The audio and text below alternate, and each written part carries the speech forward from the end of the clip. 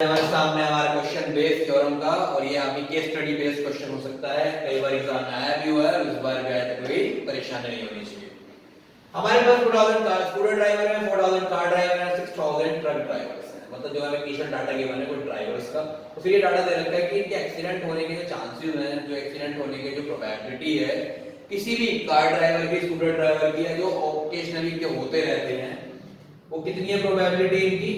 0.014 scooter driver, 0.03 for car driver and 0.15 for truck driver. तो ये जानना चाहते हैं कि इनमें से इन बंदों के ना इंश्योरेंस हो रखी है, तो इनमें से इंश्योर्ड बंदा जो है एक्सीडेंट से टकरा, एक्सीडेंट हो गया उसका, तो व्हाट इज द प्रोबेबिलिटी, इसकी बात की क्या चांसेस है कि वो स्कूटर ड्राइवर है, कार ड्राइवर है, ट्रक ड्राइवर। तो सबसे पहले हमने तीन इवेंट क्रिएट करे। तीनों इवेंट क्या है कि E1 E2 E3 इवेंट है, जो एक स्कूटर ड्राइवर हो सकता है, कार ड्राइवर हो सकता है, या वो एक ट्रक ड्राइवर हो सकता है। तो इस पे स्कूटर ड्राइवर होने की प्रोबेबिलिटी क्या है, उसके लिए हमें टोटल ड्राइवर्स निकालने पड़ेंगे। टोटल ड्राइवर्स कितने हैं हमारे पास? 12000। Pe1 तो मतलब स्कूटर वाले ऊपर आ गए, number of event favourable to E upon total number of events. Pe2 तो स्कूटर कार ड्राइवर होने की प्रोबेबिलिटी क्या है? 4000 अपॉन 12000। Pe3 ट्रक ड्राइवर होने की प्रोबेबिलिटी क्या है? 6000 अपॉन 12000। तो हमें एक ऐसा इवेंट मानना होता है जो कि तीनों के साथ इन्वॉल्व है।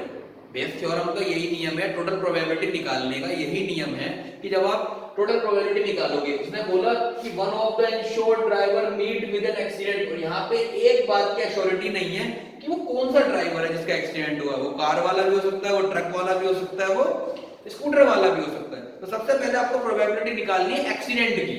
क्या निकालनी है? एक्सीडेंट की। तो ये केस होता है टोटल प्रोबेबिलिटी का आपका।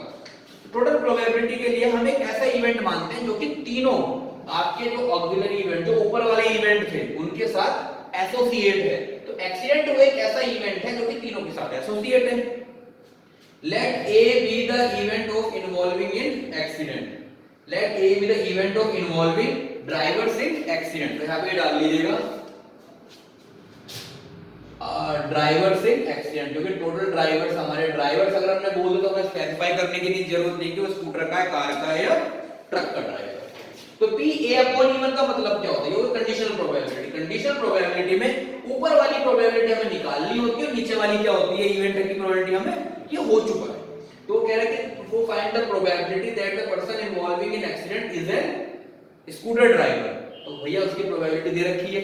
ऐसी A(E2) का मतलब person involving in an accident, the driver involving in an accident must be a car driver. 0.03। ऐसी सेम नीचे वाले के ट्रक ड्राइवर की 0.15। तो जब मैं PA निकाल रहा हूं, तो PA का मतलब होता है प्रोबेबिलिटी ऑफ एक्सीडेंट, क्योंकि A को मैंने एक्सीडेंट माना। अब वो एक्सीडेंट कार वाले का भी हो सकता है, तो उसने सबसे पहले कार वाले को चुना। सबसे पहले आप किसे चुनोगे? सबसे पहले हमारे सामने E1 स्कूटर है। जैसे मान लो मैं स्कूटर के लिए निकालना चाहता हूं, तो सबसे पहले मैं चुनूंगा कि इसमें स्कूटर ड्राइवर की प्रोबेबिलिटी, स्कूटर ड्राइवर होने की प्रोबेबिलिटी क्या है, फिर उसके एक्सीडेंट होने की प्रोबेबिलिटी क्या है। तो इसका मतलब क्या होता है? ये हमारी होती है मल्टीप्लिकेशन थ्योरम। क्या होती है हमारी? Multiplication theorem. कि first we choose the scooter driver, then what is the probability that he is involving in an accident. कि सबसे पहले हमने चूज किया कि स्कूटर ड्राइवर के होने की प्रोबेबिलिटी क्या है उसकी, फिर एक्सीडेंट में इन्वॉल्व होने की प्रोबेबिलिटी क्या है। ठीक है, दोनों चीज सक्सेसिवली होगी कि वो स्कूटर ड्राइवर भी है, उसका एक्सीडेंट भी हो। ठीक है, तो P(E1) P(A)(E1) प्लस, या तो इसमें मतलब प्लस का मतलब क्या होता है? और कि अगर वो एक्सीडेंट जो हुआ है, अगर वो कार वाले स्कूटर वाले का नहीं हो रहा, तो फिर वो किसका हो रहा है? कार वाले का। हो सकता है कार वाले का हो, तो पहले तो वो कार वाला होना चाहिए, फिर उसके एक्सीडेंट होने की प्रोबेबिलिटी क्या है ये पता होनी चाहिए। तो देखिए, पहले तो हमने स्कूटर की प्रोबेबिलिटी लिखी कि स्कूटर का ड्राइवर है, फिर उसके एक्सीडेंट होने की प्रोबेबिलिटी क्या है। तो 0.01 है, तो क्या लिखेंगे इसे? 1/100। या तो मतलब एक्सीडेंट या तो ट्रक स्कूटर वाले का हुआ है, उसका नहीं हुआ तो क्या पता कार वाले का हुआ हो। तो यहाँ पे भी और लगा लेते हैं हम। ठीक है, प्लस अब उसके कार वाले होने की प्रोबेबिलिटी क्या है? 1/2। फिर उसके एक्सीडेंट होने की प्रोबेबिलिटी क्या है? 3/100। नहीं हुआ इन दोनों का, तो मतलब फिर और, या तो फिर किसका हुआ है? ट्रक वाले का। अब उसके ट्रक वाले होने की प्रोबेबिलिटी 1/2, और उसका एक्सीडेंट होने की प्रोबेबिलिटी 0.15। तो ये आ गई हमारी एक्सीडेंट होने की प्रोबेबिलिटी, इसे हम बोलते हैं टोटल प्रोबेबिलिटी। अभी उसने बोला कि एक्सीडेंट, अगर हम केवल उसी इवेंट की प्रोबेबिलिटी निकाल रहे हैं जो कि तीनों के साथ एसोसिएट है, तो हम उसे बोलते हैं टोटल प्रोबेबिलिटी। उसे क्या बोलते हैं? टोटल प्रोबेबिलिटी निकाल रहे हैं, जो तीनों के साथ हो सकता है। लेकिन अगर मान लो बाद में उसने स्पेसिफाई कर दिया कि नहीं मुझे तो ट्रक वाले की जाननी है, मुझे तो कार वाले की जाननी है, नहीं मुझे स्कूटर वाले की जाननी है, तो ये हो जाएगा हमारा बेस थ्योरम का कि जहां से एक स्पेसिफिक चीज हमारे पास निकालने की आ गई। यहाँ पे हम निकाली थी टोटल प्रोबेबिलिटी 52/600। सॉल्व आप लोग कर लेंगे, एलसीएम वगैरह लेना आता होगा, अच्छा बोर्ड का फाइनल चल रहा है आपका। यहाँ पे अब देखिए हमें निकालना हमारा पहला केस जो लिखा है that he must be A scooter driver. क्या होना चाहिए वो एक स्कूटर ड्राइवर। तो स्कूटर ड्राइवर होने की प्रोबेबिलिटी देखो जब बेस थ्योरम में आते हैं, जो हमने यहाँ काम किया तो उल्टा करते हैं। क्यों? देखिए हमने रीड करके देखो पहले, ऊपर वाले की प्रोबेबिलिटी हमें निकालनी होती है, नीचे वाले की गिवन होती है। तो इसका मतलब क्या है E1 अपॉन A का? Probability that he is a scooter driver and he is involving in an accident. यही तो पूछा है, what is the probability that the driver meet with an accident is a scooter driver.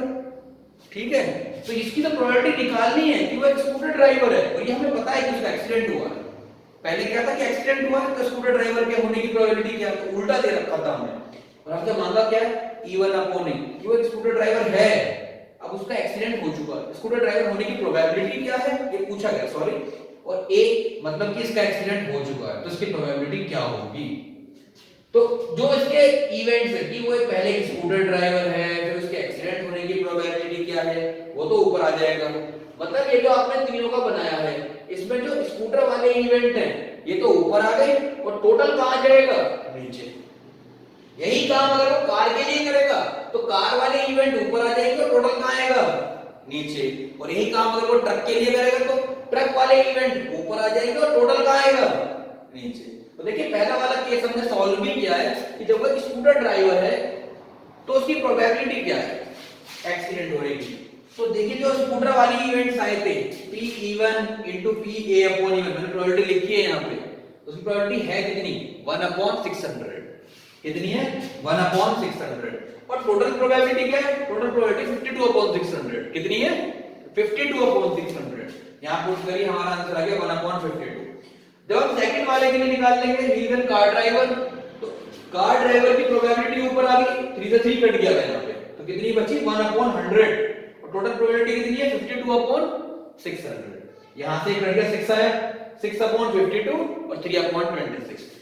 तो आपको अगर समझ में आया हो तो आप इसका थर्ड पार्ट निकालना ट्रक ड्राइवर, ये आप खुद निकालिएगा।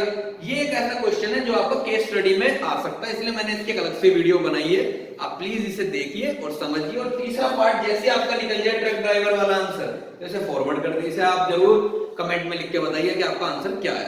Thank you.